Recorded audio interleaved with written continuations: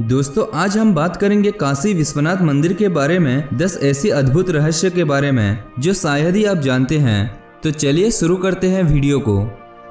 पौराणिक कथाओं के अनुसार ऐसा कहा जाता है कि काशी नगरी गंगा के किनारे भगवान शिव के त्रिशूल पर बसी हुई है, जहां 12 ज्योतिर्लिंगों में से एक काशी विश्वनाथ विराजमान है। पतित पावनी भागीरथी के किनारे त्रिशूल की नोक पर बसी हुई है ये काशी नगरी वास्तव में पाप नाशनी है, अर्थात यहाँ पापों का नष्ट होता है।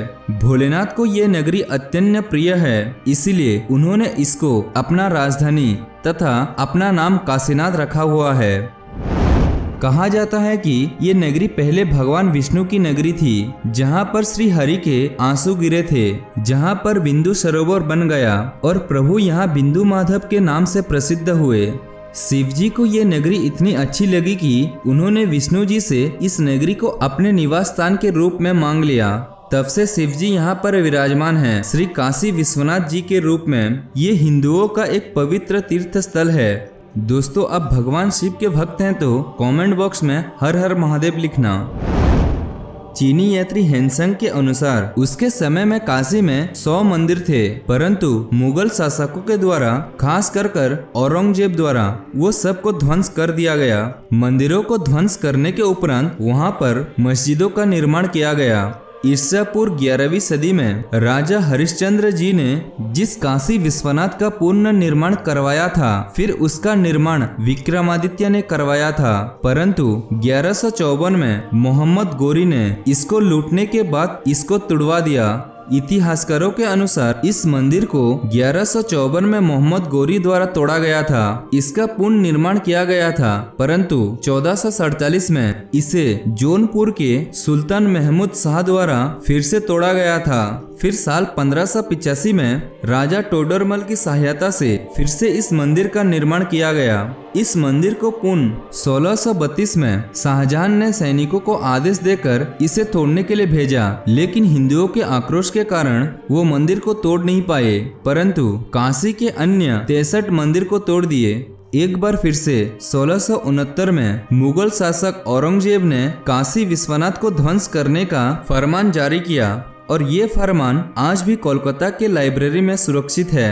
औरंगजेब के आदेश पर यहाँ का मंदिर को तोड़कर वहाँ पर एक ज्ञानवापी मस्जिद बनाई गई।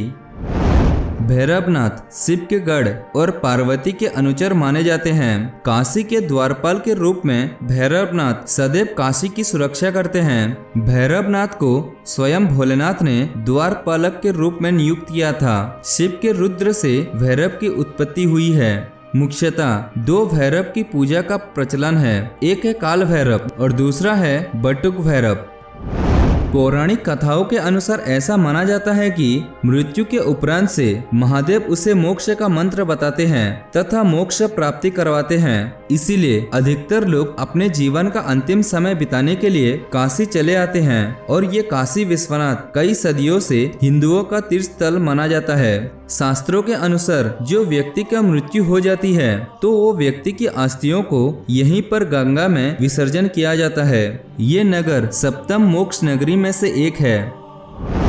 पौराणिक कथा के अनुसार और ऐतिहासिक दृष्टि से दुनिया का सबसे प्राचीन शहर वाराणसी यानी कि बनारस या फिर काशी है। दुनिया ना माने तब भी ये भारत का सबसे प्राचीन शहर है। इसमें लोगों के रहने के साक्षात 3000 साल से भी पुराने हैं। हालांकि कुछ विद्वान इसे 5000 साल पुराना भी मानते हैं, परंतु हिंदू धर्म में मिलने वाले उल्लेख के अनुसार ये अत्यधिक पुराना शहर है। इसका उल्लेख महाभारत, उपनिषदों तथा रामायण आदि में भी मिलता है। बुद्ध तथा जैन धर्म का भी एक पवित्र स्थल है। तुलसीदास जी ने यहीं पर आस्ती घाट पर रामचरितमानस की रचना की थी। कबीरदास जी ने यहीं पर बैठकर अपने संदेश को पूरी दुनिया में फैलाए थे। इस तरह से काशी विश्वनाथ महात्माओं तथा संतों की नगरी कहा जाती है। प्राचीन काल से ही लोग संस्कृत पढ़ने के लिए काशी आया करते थे तथा यहाँ पर संस्कृत का एक विश्वविद्यालय भी था।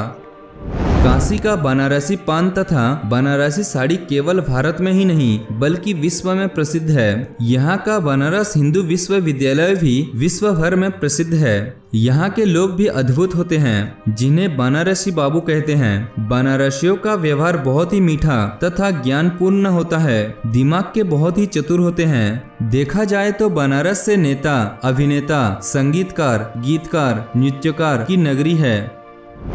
उत्तर काशी को भी एक छोटी काशी कहा जाता है और ये उत्तराखंड राज्य में है। उत्तर काशी ऋषिकेश जिले का मुख्य स्थान है। उत्तर काशी सदियों से ही साधु संतों के लिए एक तपस्या स्थली बनी रही है। दुनिया भर के लोग यहाँ पर वेदों का ज्ञान लेने के लिए आते हैं। वाराणसी के घरानों की संगीत की दृष्टि में एक अपनी अलग ही शैली है। साल 1124 में इस नगरी को साहेबुद्दीन गोरी ने लूटा था। मुगल काल में इसका नाम बदलकर मुहम्मदाबाद रखा गया। तो दोस्तों, वीडियो आपको अच्छा लगने से वीडियो को लाइक और शेयर जरूर करना। मिलते हैं अगली एपिसोड में।